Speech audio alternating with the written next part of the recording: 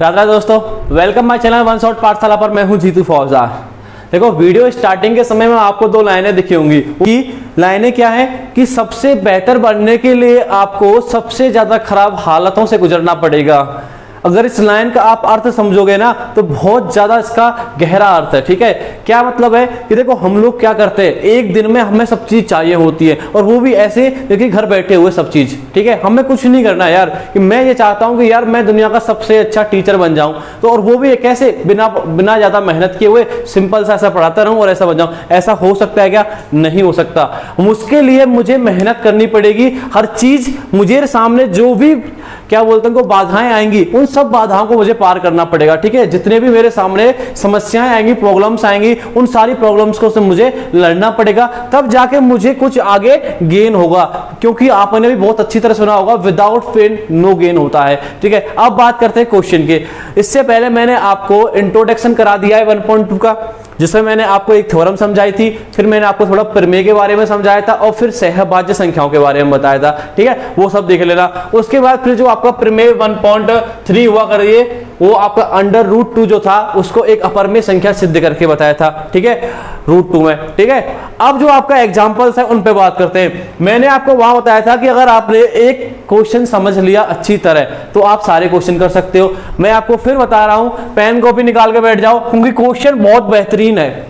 आपका 3 मार्क्स में पूछा जाना ही जाना है। ठीक है, ये क्वेश्चन बार बार रिपीट होते ही होते हैं। इस टाइप के क्वेश्चन कुछ नहीं करना था, जो सेम पहले क्वेश्चन किया था सेम क्वेश्चन है, वहां सिर्फ 2 था और यहाँ पे रूट में 3 है। इतना ही फर्क है यार। ठीक है, तो फिर से एक बार समझा रहा हूं पूरा, आप फिर से एक बार अपना पूरा ध्यान यहाँ रखो, क्योंकि 3 मार्क की बात है, 3 मार्क्स बहुत हो जाते हैं। ठीक है, तो ट्राई करेंगे बेहतर करने का। क्या क्वेश्चन को समझ के चलेंगे, कंसेप्ट को पकड़ के चलेंगे। क्वेश्चन क्या है हमारा? क्वेश्चन कह रहा है कि सर आपको रूट के अंदर जो 3 दे रखा है, अब इसको आपको एक अपरमेय संख्या सिद्ध करना है, मतलब इसको आप प्रूफ करना है इर्रेशनल नंबर। तो मैंने आपको बहुत अच्छी तरह बताया था, इस टाइप के क्वेश्चन को प्रूफ करने के लिए आपके पास एक विरोधाभास का नियम होता है, तो वही लगाएंगे। तो कैसे करेंगे कि सर आपने पिछली बार बताया था कि हम इस प्रकार के क्या करते हैं, अपरमेय सिद्ध करना है तो हम उसको परमेय मान के चलते हैं। तो फिर से वही करेंगे कि माना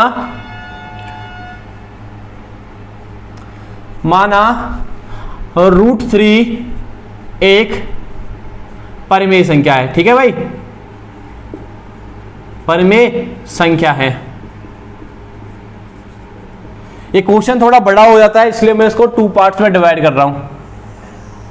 हाफ क्वेश्चन इधर करेंगे, हाफ इधर करेंगे। ठीक है, तो मैंने क्या मान लिया कि सर आपका जो √3 है वो एक परमेय संख्या है। ठीक है, ऐसा क्यों माना कि मैंने बताया था कि इसमें क्या लगता है, विरोधाभास का नियम लगता है। क्यों? क्योंकि सर जो चीज दे रखी होती है उसके अपोजिट मान के हम चलते हैं, और फिर जब उसमें मैथमेटिकल अप्लाई करते हैं, उसकी कंडीशन अप्लाई करते हैं, तो उसके अपोजिट में बात निकल के आती है, तो फिर उससे ऑटोमेटिक ये प्रूव हो जाता है कि सर जो माना है वो गलत है। ठीक है, अगर परमेय नहीं है तो संख्या कौन सी हो जाएगी? वो अपरमेय हो जाती है। क्योंकि हमने डेफिनेशन में भी बहुत अच्छी तरह पढ़ा था कि सर परमेय संख्या की डेफिनेशन हमने पढ़ी है, अपरमेय के लिए कोई स्पेशल डेफिनेशन नहीं होती है। मैंने क्या किया, इसको एक परमेय संख्या मान लिया। कोई डाउट है? डाउट नहीं होना चाहिए। ठीक है ना। देखो, मैं फिर बोल रहा हूं, सारा ध्यान यही, आप जो इधर उधर भटका रहे हो ना ध्यान को, वो नहीं होना चाहिए यार, इधर उधर मत देखो। ठीक है, सारा ध्यान इधर ही। अब बात करते हैं आगे। जब मैंने इसको एक परमेय संख्या लिख दिया तो मुझे बताओ कि क्या मैं इसको अब ऐसे नहीं लिख सकता कि सर मैं इसको अंश बटे हर के रूप में एक संख्या मान लिया a/b। मुझे नहीं पता क्या बन के आने वाली है, मैंने इसको a/b के रूप में मान लिया कि सर ये जो है इसके बराबर होगी ही होगी, जहां पे आपका a और b कोई पूर्णांक होगा। क्लियर है भाई आपका? सर जहां a तथा b कोई पूर्णांक है। कोई डाउट है? जहां डाउट हो वहां बता देना। ठीक है, कोई पूर्णांक संख्या है। ठीक है, ये ठीक है। अब बात करते हैं आगे कि सर परमेय संख्या की पहली कंडीशन आपने लिख दी, दूसरी कंडीशन, सर दूसरी कंडीशन ये होती है कि उसका जो हर होता है, मतलब इसका जो b है ये कभी 0 नहीं हो सकता। क्लियर है? तो मैं इसको भी लिख देता हूं, सर जहां पे कभी भी b is not equal to 0 होगा, कभी b जो होगा वो 0 नहीं हो सकता, इसलिए मैंने नॉट इक्वल कर दिया। ओके, अब बात करते हैं आगे की, जो सबसे ज्यादा इंपॉर्टेंट बात मैंने आपको बताई थी। मैंने क्या बताया था आपको, वहां भी समझाया था, एक एग्जांपल लिया था मैंने। मैं और कोई एग्जांपल ले लेता हूं, जैसे जैसे मैंने ये एग्जांपल आपको पिछली बार लिया था, ठीक है, 2√2 ऐसे करके लिया था, और वहां मैंने आपको एक समझाया था कि अगर आप इसको परमेय और अपरमेय अगर बताना चाहते हो सर ये परमेय है कि अपरमेय है, तो सबसे पहले आप क्या करोगे कि सर मैं इसको एक सिंपल फॉर्म में लेके आऊंगा और √2 से √2 को मैं काट दूंगा और 7/2 निकल के आएगा। क्या निकल के आ जाती है। उसके बाद ही मैं परमेय के बारे में जो मैंने कंडीशन पढ़ी हुई है उसी को अप्लाई करता था। तो सर मैंने ऐसा क्यों किया, सर मैंने क्या किया कि सबसे पहले मैं उस संख्या को सिंपलेस्ट फॉर्म में लेके आता हूं, उस संख्या में कोई कॉमन नहीं छोड़ता हूं, मतलब कॉमन अगर मिलेगा तो सिर्फ एक मिलेगा, उसके बाद ही मैं सारी कंडीशन अप्लाई करता हूं। अगर उसमें कॉमन एक होता है तो मैंने आपको बताया था वो संख्याएं कौन सी होती है, सर सहअभाज्य संख्याएं होती हैं, अर्थात मैं बोल सकता हूं HCF क्या आएगा, एक निकल के आएगा। अब देखो इस चीज को मैं यहां पे ऐसे भी लिख सकता हूं कि सर मैं ये लिख दूं, देखो कोई से भी तरीका से आप लिख सकते हो। पिछली बार मैंने आपको 3 लाइनें बताई थी, यहां पे मैं आप सिंपल सा यहां लिख रहा हूं कि सर A तथा B सहअभाज्य संख्याएं, ठीक है। इस बात का मतलब ऑटोमेटिक वही निकल के आता है कि सर इसमें जो कॉमन है वो कॉमन इसमें कुछ भी नहीं है, मतलब सिर्फ जो कॉमन मिलेगा वो सिर्फ एक मिलेगा, एक तो कॉमन होता ही है, एक के अलावा इन A और B में अब कोई कॉमन नहीं है, ऐसा मैंने माना है। यदि मैं इसको परमेय संख्या लेके चल रहा हूं तो ये कंडीशन ये फुलफिल करेगा ही करेगा। अब आया समझ में कि सर ऐसा क्यों लिख रहे हो कि ये सहभाज्य संख्या है। सहभाज्य संख्या का मतलब होता है कि संख्याओं में एक के अतिरिक्त और कोई कॉमन नहीं होना चाहिए, ठीक है। तो सहअभाज्य संख्या है। आप ऐसे पूरा लाइन भी लिख सकते हो कि सर A तथा B में एक के अतिरिक्त और कोई कॉमन या अबेनिष्ठ गुणनखंड नहीं है, ऐसे पूरी लाइन लिख सकते हो। मैंने आपको पिछले वीडियो में बताया था पूरा लिख के तीनों चीजें, या फिर आप ऐसे भी लिख सकते हो कि सर HCF जो है यहाँ पे A तथा B का कितना होगा, 1 होगा, ऐसे और करके लिख लो, ठीक है। तीनों बातों में से आप कुछ भी लिख सकते हो, ठीक है। सारी बातों का मतलब एक ही है, बस आपको समझ में आना चाहिए, जो चीज अच्छी लगे वो लिख लो, ठीक है भाई। अब बात करते हैं इक्वेशन की। यहां हमने पूरी परमेय संख्या अपनी लिख दी जितना भी हमें अब तक पता था। मैं इक्वेशन को सॉल्व करूंगा तो मैं क्या करूंगा, इसमें मैंने देखा रूट लगा हुआ है, यार इसमें तो √, लग रहा है, ठीक है। तो कैसे हटाते हैं कि सर उसमें तो सबको पता है कि हम क्या कर देते हैं, स्क्वायर कर देते हैं। तो मैं यहां लिख देता हूं दोनों पक्षों में वर्क करने पर, ओके, या स्क्वायरिंग बोथ साइड, दोनों पक्षों में वर्क करने पर।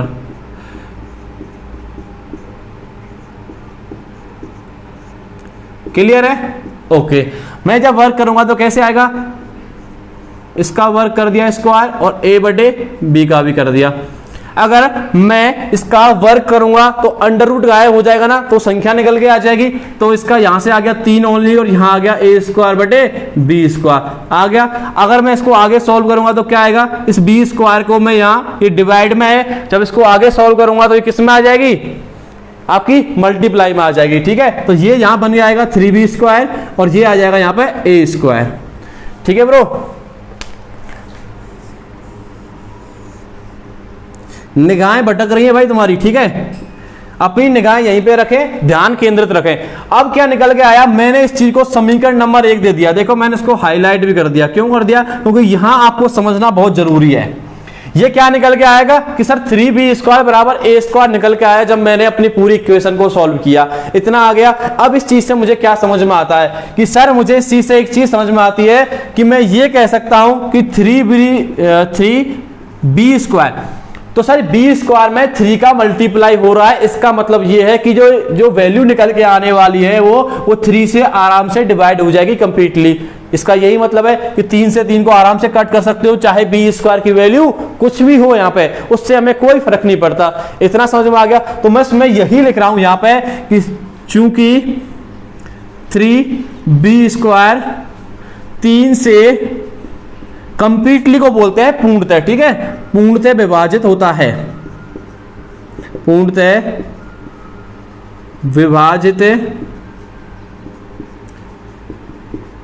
होता है। इतना आ गया, ठीक है। कि सर मैंने बोल दिया कि 3B² 3 से पूर्णतः या कंप्लीटली डिवाइड होता है, क्योंकि इसमें 3 का मल्टीप्लाई हो रहा है भाई, तो आराम से B की वैल्यू कुछ भी हो उससे कुछ फर्क नहीं पड़ता है। इतना आप सबको अभी समझ में आ गया होगा। अब मुझे बताओ कि ये किसके बराबर, सर ये जो है A² के बराबर है। अब मुझे बताओ जो वैल्यू इसकी निकल के आएगी वही वैल्यू ए स्क्वायर की भी निकल के आएगी, आएगी कि नहीं आएगी? सर दोनों इक्वल है, ये तो सही बात है, आएगी। तो ये बताओ अगर ये 3 से डिवाइड है तो ये 3 से डिवाइड होगी कि नहीं होगी? सर ये तो आराम से हो जाएगी अगर ये वैल्यू दोनों सेम है तो, ठीक है। तो अब मैं इसी बात को लिख रहा हूं कि तो ए स्क्वायर 3 से पूर्णतः विभाजित होगा, ठीक है भाई, मतलब कंप्लीटली डिवाइड होगा ही होगा। यहां तक कोई डाउट है तो बता दो अभी भी। मैंने आपको सिर्फ इतना बताया है कि सर बी स्क्वायर में 3 का मल्टीप्लाई हो रहा है, इसका मतलब बी स्क्वायर की वैल्यू कुछ भी निकल के आए वो 3 से कंप्लीटली डिवाइड ही होगी क्योंकि इसमें 3 का मल्टीप्लाई है। क्लियर है? ये वैल्यू अगर ए स्क्वायर के बराबर है तो उसमें भी 3 से आराम से कंप्लीटली डिवाइड हो जाएगी अगर ये डिवाइड है तो। क्लियर है? अब बात करते हैं आगे। देखो इसलिए अब मैंने आपको एक थ्योरम पढ़ाई थी, उस थ्योरम को थोड़ा सा याद कीजिए। पिछले क्वेश्चन में बताई थी, उससे पहले भी मैंने आपको समझाई थी। क्या बताई थी कि सर यदि कोई प्राइम नंबर किसी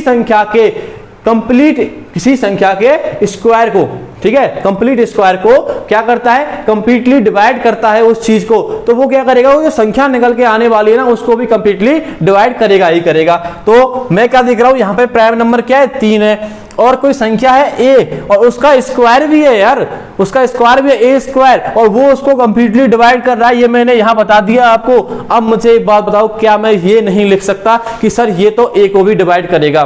जो 3 है, जो प्राइम नंबर है, अभाज्य संख्या है, वो 3 को भी डिवाइड, 3 जो है वो ए को भी डिवाइड करेगी। लिख सकता हूं ना थ्योरम से आराम से, ठीक है। तो मैं यही लिखूंगा। तो इसलिए ए भी 3 से पूर्णतः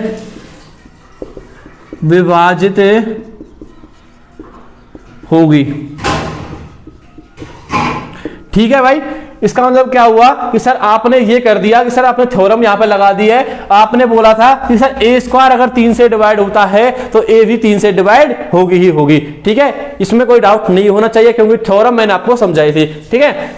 अब देखो मैं इस लाइन को कैसे लिखता हूं मैथमेटिकल फॉर्म में, कैसे लिखूंगा कि सर ए है जो 3 से डिवाइड होती है, तो मैंने यहां लिया C1, ये C1 है, ठीक है। समझाऊंगा, ठीक है, धैर्य रखो, समझाऊंगा। पहले लिख देता हूं C1 जहां क्या है, कोई पूर्णांक है। अब देखो, अब बता रहा हूं आपको, इसको भी थोड़ा सा मार्क कर देते हैं। क्या है कि सर a बराबर 3C1 कैसे आपने लिख दिया? अब मुझे बात बताओ, मैंने क्या बताया था कि जो a है वो 3 से कंप्लीटली डिवाइड हो रही है कि नहीं हो रही? कि सर आपने बताया था कि थ्योरम के अनुसार ये हो जाती है, तो ठीक है भाई, इतना समझ में आ गया था। अब इसका क्या मतलब है कि सर a है और उसमें क्या है, उसकी जो वैल्यू है बराबर किसके है, 3C1 के बराबर है। किसके बराबर है? 3C1 के बराबर है। क्लियर है? इसका मतलब ये हुआ कि सर इससे जो वैल्यू निकल के आने वाली है वो 3 से आराम से डिवाइड कर सकता हूं मैं, इसको कंप्लीटली डिवाइड हो ही जाएगी क्योंकि 3 का मल्टीप्लाई हो रहा है। तो सर ये वैल्यू आपकी a के बराबर है, तो सर a भी आराम से 3 से कंप्लीटली डिवाइड हो जाएगा। तो यही तो लिखा है यार, ये जो लाइन थी इसका मतलब भी तो यही है और इसका मतलब भी यही है, बस उसको मैथमेटिकल फॉर्म में लिख दिया है। देखो मैंने इसको C1 क्यों लिया, C1 यहां पे आपका क्या है, कोई भी पूर्णांक संख्या हो सकती है। आप मुझे एक बात बताओ, यदि यहां a की वैल्यू 15 होती तो C1 का काम जो होता है वो 5 का होता, क्योंकि 5 15 हो जाते हैं, 3 तो आपका फिक्स है, ठीक है। यहां पे 18 होती तो 3 6 18 होते, यहाँ C1 आपका 6 हो जाता। तो C1 यहाँ पे कोई भी वैल्यू हो सकती है आपकी पूर्णांक संख्या में से, ठीक है, उससे फर्क नहीं पड़ता है। बस आपका फर्क पड़ता है कि ये जो वैल्यू आएगी उसमें 3 का आपका मल्टीप्लाई करना है। क्यों करना है? क्योंकि सर ये जो संख्या है मुझे पता है कि सर a जो है वो क्या है, 3 से कंप्लीटली डिवाइड होती है। क्लियर है ना? ठीक है भाई, यहां तक हो गया। अब थोड़ा उधर देखते हैं। मैंने इसको समीकरण नंबर 2 दे दिया, ठीक है। अब मैं क्या करने वाला हूं आगे कि मैं क्या करूंगा, जो एक ही वैल्यू हमारे पास निकल के आई है और मैं समीकरण नंबर 1 में एक ही वैल्यू पुट करने वाला हूं। तो मैंने यहां आराम से लिख सकता हूं कि समीकरण नंबर 1 में a बराबर 3C1 रखने पर सेम टू सेम क्वेश्चन हमने पिछली बार किया था, कोई डिफरेंस नहीं है। वहां सिर्फ 2 था, यहां पे 3 लिया है। मैंने तब भी बताया था, अभी भी बता रहा हूं, फिर से ध्यान दे लो, ये क्वेश्चन पूछे ही जाते हैं। अब क्या करना है, समीकरण नंबर 1 में a बराबर 3C1 रख रहा हूं। ये रहा आपका समीकरण नंबर 1। इधर क्या है, 3b स्क्वायर, तो इधर आप लिख दो 3 बी स्क्वायर। मुझे ए की जगह क्या रखना है, ए की जगह 3c1 रखना है, 3c1 रख दिया, और ए का स्क्वायर है तो मैंने इसका स्क्वायर भी कर दिया, ये 3c1 हो गया। ठीक है, अगर मुझे इसका स्क्वायर में खोल देता हूं, चलो इसको आगे सॉल्व करते हैं। 3b स्क्वायर आ जाएगा, ये 9c1 का स्क्वायर आ जाएगा, ये 3 से आराम से 3 बार हो जाएगा, तो ये यहां से निकल जाएगा b स्क्वायर बराबर 3c1 का स्क्वायर। ये चीज आपके यहां से निकल के आ गई। क्या निकल के आई सॉल्व करने के साथ, सॉल्व करने के बाद क्या निकल के आया कि सर बी स्क्वायर बराबर होता है 3c1 का स्क्वायर।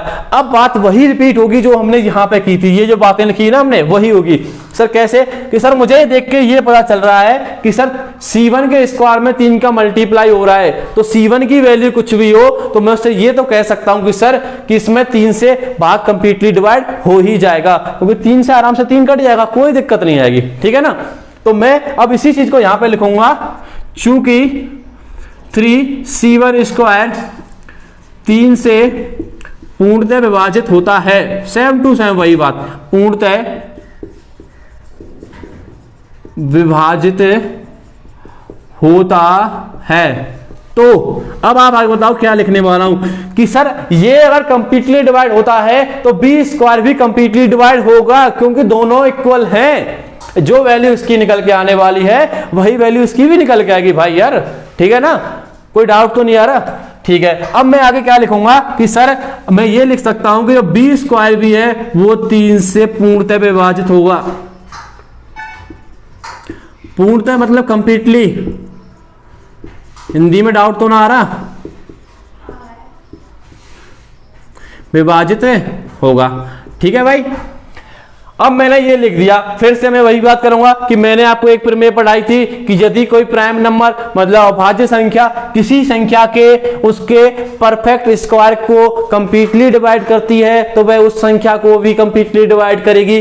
अब बताओ कि 3 एक प्राइम नंबर है और ये b के स्क्वायर को डिवाइड करती है कंप्लीटली, तो इसको b को भी करेगी। तो पर वही लाइन फिर से लिखूंगा कि सर इसका मतलब ये हुआ कि जो b होगा वो भी 3 से, कि b भी 3 से पूर्णतः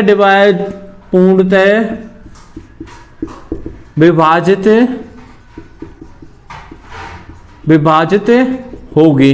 ठीक है, इतना क्लियर हो गया। वही बात कि मैंने इस लाइन को मैथमेटिकल फॉर्म में कैसे लिखा था, ऐसे लिखा था। ठीक है, ये थोड़ा ऐसे है, मिट गया क्या?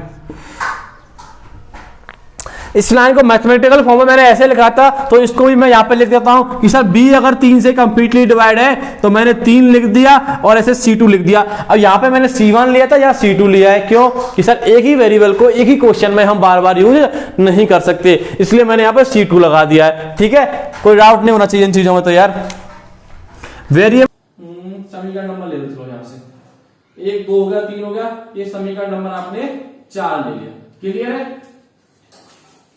क्या है सर b बराबर 3c2 कैसे लिखा, यही चीज आपको दिक्कत कर रही है। देखो कैसे लिखा, मुझे पता है कि सर ये स्टेटमेंट मैंने ऊपर लिखा है साफ साफ कि b जो है वो 3 से डिवाइड है। अब इस बात का क्या मतलब है, देखो कि 3c2 साफ साफ दिख रहा है सर c2 में 3 का मल्टीप्लाई हो रहा है, तो सर 3c2 जो भी वैल्यू निकल के आएगी वो 3 से कंप्लीटली डिवाइड होगी। इस बात में अब तक कोई समस्या है? ठीक है, अब ये चीज क्लियर हो गई कि सर अगर इसकी वैल्यू इसके बराबर है तो मैं ये कह सकता हूं कि सर b भी जो है 3 से आराम से डिवाइड हो जाएगी। यही बात है, यही बात मैंने ऊपर हिंदी में लिखी है यहाँ पे। ठीक है, यही स्टेटमेंट ऊपर लिखा हुआ है और इसी चीज को मैंने ऐसे लिख दिया है। कोई दिक्कत आई कि सर कोई दिक्कत नहीं है? ठीक है, बहुत अच्छे। देखो अब क्या है, समीकरण नंबर 4 है और समीकरण नंबर आपका 2 है। 2 और 4 से थोड़ा सा ध्यान दो कि सर इसमें भी 3 है और इसमें भी 3 है। a की वैल्यू भी 3c1 है और b की वैल्यू है 3c2। वैल्यू कुछ भी हो, लेकिन दोनों में एक चीज कॉमन मुझे जरूर दिख रही है कि सर इसमें 3 है, ठीक है, और इसमें भी 3 है। तो क्या समझ में आया सर, अगर दोनों में 3 मुझे कॉमन फैक्टर के रूप में दिख रहा है तो इस बात का यह विरोध कर रहा है कि जो हमने ऊपर माना था, क्या माना था कि सर a और b तो आपकी सहभाज्य संख्या थी, यही थी आपकी भाई। अगर आपने इसको परमेय संख्या माना था तो लेकिन ये तो इस बात का विरोध कर रहा है ना, कि इसलिए तो कह रहा है कि सर समीकरण 2 और 4 से क्लियरली स्पष्ट हो रहा है कि सर इसमें तो 3 एक कॉमन फैक्टर के रूप में है। हो रहा है ना? क्यों आया? क्योंकि सर ये संख्या जो आपने परमेय मानी थी वो संख्या परमेय है ही नहीं, गलत मान लिया था। गलत क्यों माना? क्योंकि हमने इसमें विरोधाभास का नियम लगाया था कि सर ये चीज अपनी ही बात का विरोध कर रही है।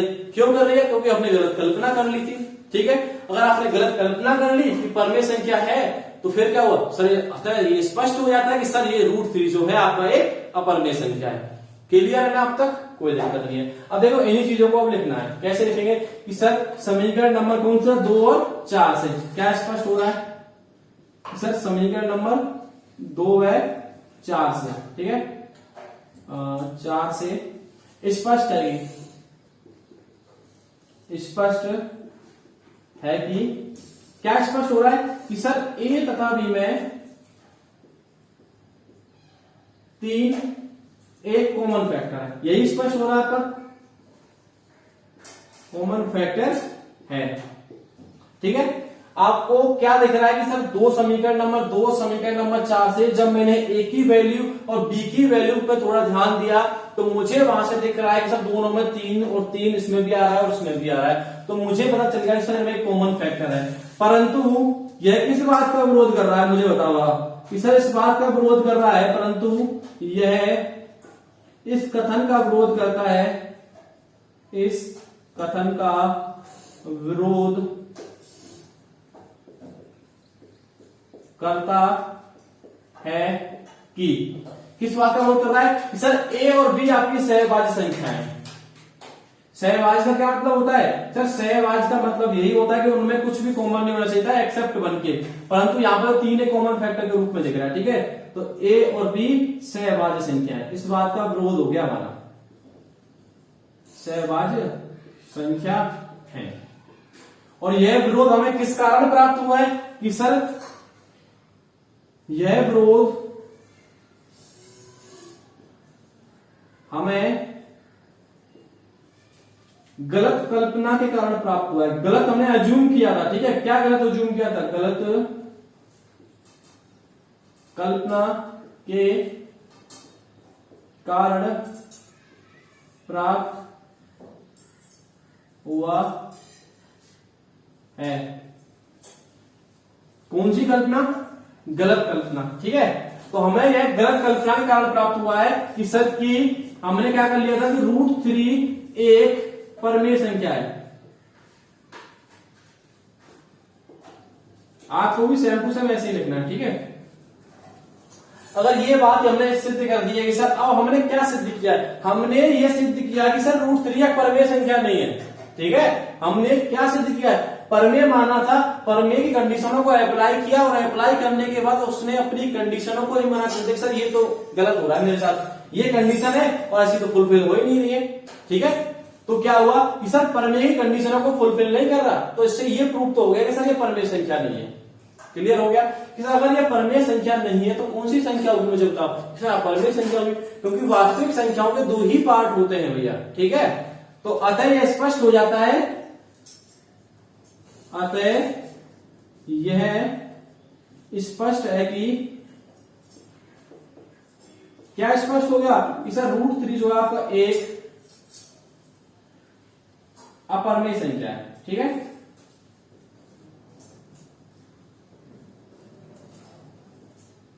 ओके, हो गया भाई क्लियर? कोई डाउट है? बताओ। माना था परमेय, निकल के आया परमेय, क्योंकि परमेय की कंडीशनों को ये फुलफिल नहीं कर रहा है, तो हमने ये प्रूव कर दिया कि सर इसमें ये क्या कर रहा है कि सर परमेय तो बिल्कुल नहीं है, क्योंकि जब मैंने इसकी कंडीशनों पर मैथमेटिकल अप्लाई की, लागू करना स्टार्ट किया कि सर परमेय तो ये होता है, परमेय ये होता है, क्या ये इस चीजों को फॉलो कर रहा है? इस रूट पे जा रहा है कि ये तो सर आगे जाके इसने तो रूट ही डाइवर्ट कर लिया अपना, भाई मैं नहीं हूं, भाई परमेय तो नहीं हूं। ठीक है, तो इसने साफ साफ मना कर दिया कि भाई परमेय तो नहीं हो। अब ये परमेय नहीं है तो क्या हो गया? अपरमेय हो गया, क्योंकि रियल नंबर्स के 2 ही पार्ट्स मैंने आपको बताया, एक तो आपका रेशनल होता है, दूसरा रेशनल होता है। तो ज्यादा सोचने की बात नहीं है, लास्ट में लिखो अतः यह स्पष्ट हो जाता है कि सर ये आपका परमेय संख्या हो गई। क्लियर है? ठीक है।